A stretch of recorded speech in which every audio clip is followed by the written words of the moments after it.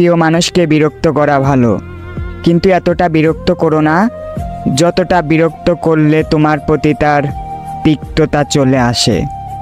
এতে তুমি না তোমার ভালোবাসা পাবে আর না পারবে তোমার আত্মসম্মান নিয়ে বেঁচে থাকতে। কারণ তুমি যতই তার কাছে ভালোবাসা চাইতে যাবা, সে তত তোমাকে ইগনোর করবে।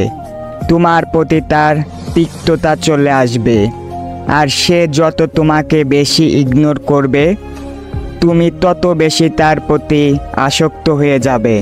এতে তুমি নিজেকে ভুলে যাবে তুমি একটা মানুষ। সব ভুলে তাকে নিয়েই পড়ে থাকবে কষ্টের সাগরে। তাই নিজের আত্মসম্মান ধরে রাখতে শিখো, নিজেকে ভালোবাসতে শিখো। যে চলে যেতে চায় তাকে যেতে দাও, তাকে বুঝিয়ে দাও তোমার শূন্যতা। আসলে সত্যি বলতে মানুষ না চাইতেই কিছু পেয়ে গেলে তার মূল্য দিতে জানে না। আবার সে জিনিস হারানোর পরে সেটা নিয়ে আফসোস করে, পাগল হয়ে খোঁজে। আসলে তুমিও আমাকে না চাইতেই পেয়ে গেছিলে, এজন্য আমার মূল্যটা বুঝোনি। কারো কাছে নিজেকে সহজলভ্য করার চেয়ে একলা বাঁচতে শিখুন, জীবন সুন্দর হবে। আর না কারো জন্য জীবনে কষ্ট থাকবে, তাই একা বাঁচতে শিখুন।